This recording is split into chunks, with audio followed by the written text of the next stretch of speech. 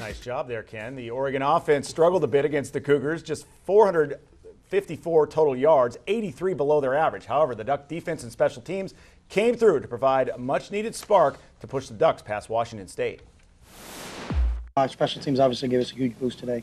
You know, blocked a punt, returned a kickoff for a touchdown. I thought our defense did a great job of making them work the field, but we didn't have the ball very often on offense. We made a few mistakes there.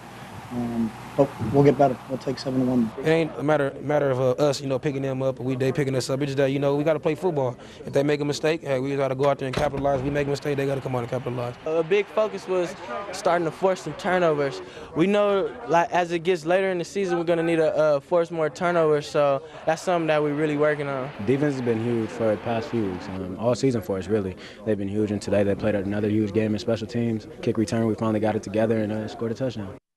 At 2-6 with unbeaten Stanford coming to Reeser, the Beavers have a mighty task at hand. Still to come on Inside the Pac. More from Salt Lake City as the young Beavers are not only learning how to win, but still learning to put wins behind them and move on. If you're young and you're feeling pretty good about yourself, you find out tonight that you can get the rug pulled out from under you pretty fast.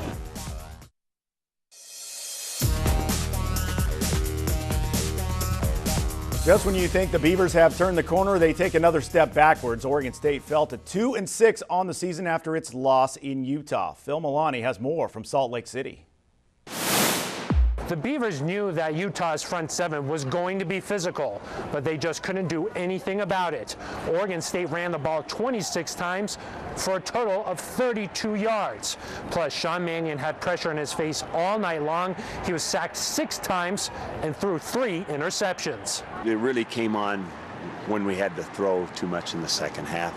That's when it got pretty bad, and it really got hard from there. And of course, we didn't run the ball at all tonight. I mean, our rushing total was not very good, and that was, again, the difference in the game. It's frustrating, but I mean, you got to play with a short memory and just keep your head up and say, I'm going to get the next one.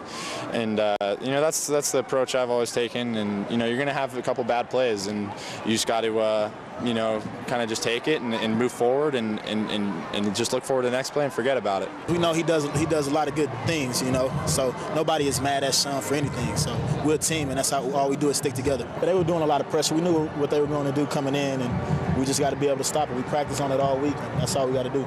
So for the second time this year, Oregon State fails to win 2 games in a row, and it doesn't get any easier. Next week, the Beavers return home to face Andrew Luck and the Stanford Cardinal.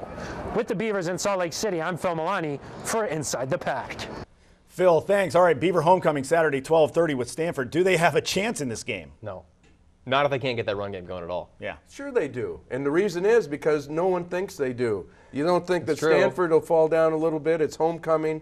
The Beavers played very well against Washington State, and I think that's what Beaver fans got to think that they're capable of doing. If they play that well and Stanford has a little bit of a letdown, hey, watch out. All right, well, if the Beavers do lose against Stanford, hard to look down the schedule and see where they're going to get a win the rest of the way. But we're just about to wrap up this edition of Inside the Pac. When we return, our shining stars of the weekend.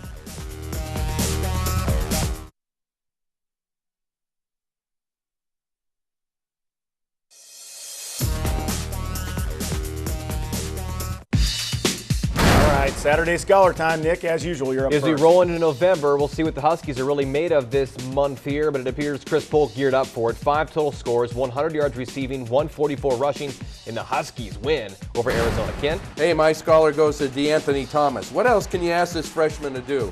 Another 2 scores on the day, giving him the Oregon single-season freshman record with 11. This guy can do everything at a very fast rate. He certainly can. He goes from second to third faster than anybody, I think.